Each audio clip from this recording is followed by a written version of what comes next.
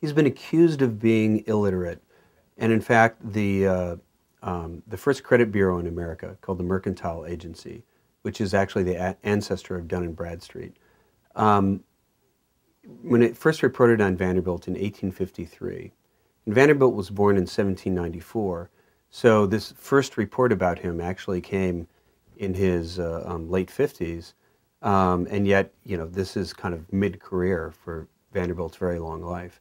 It called him illiterate and boorish, offensive and vulgar, and yet he actually was not illiterate. He could read perfectly well, and he could write, but he wrote phonetically. So, for example, his early letters had, not only would every word be misspelled, I found some letters in which he misspelled the same three-letter word three different ways in the same letter. In his early letters, he wrote very much as he spoke. So his very lack of education allows us to gain access to the pattern of speech he had, even the pronunciations of certain words. For example, I found this in other letters from people around this time, early 19th century New York. They would often add an A before a verb ending in ing. So for example, Mr. Jones is a-going to Albany. Things are a-working. He would use constructions that would be familiar today. If he ought to have been, he would write he ought to been, would be the way he'd write it out. As he aged, he shifted a lot of the writing to a clerk. And yet the letters that survive in his own hand show that his speech actually became more formal.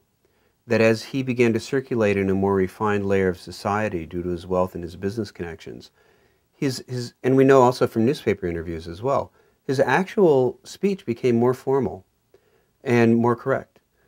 And some of the letters are very interesting, written in his own hand. For example, when Cyrus Field, who was from a very socially prestigious family, the man who pioneered the transatlantic telegraph cable, he invited Vanderbilt over for dinner in the 1850s, around the time of this credit report that condemned him as illiterate and vulgar.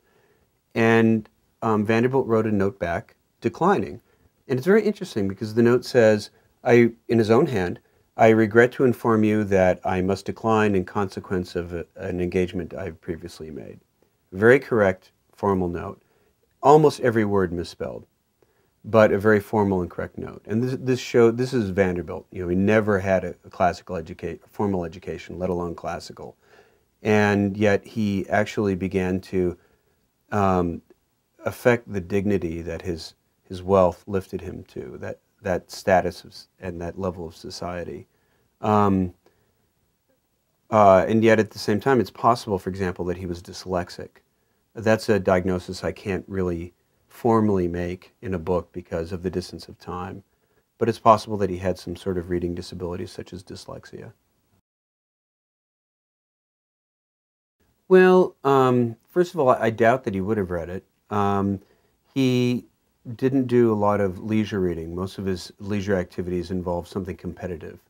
Perhaps if he was in a race with someone to read it, see who could read it fastest, he might read it. But I think that Vanderbilt was someone who, he let the chips fall where they may. I think that he would feel that some of my discussions about the way Americans saw him and argued about him might be a bit too much verbiage. He didn't like people who said too much. But I tried to present a very fair and honest portrait of him and express the fact that he was controversial for important reasons. He was very familiar with the public debate about him throughout his career and what he represented for good and for ill in American society.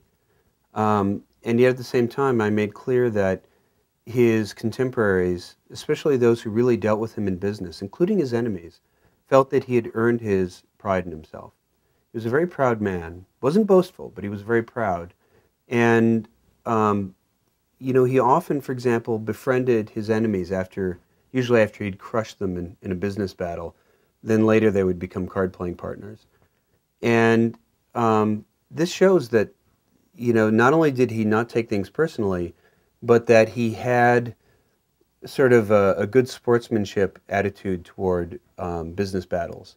He would fight with every weapon available to him, and yet he lived by a code. As ruthless as it was a code. And as a corporate manager, he was honest, as much as he represented a new power in corporations. And so, I try to bring that out, the fact that he was a man that everyone respected, even when they opposed him.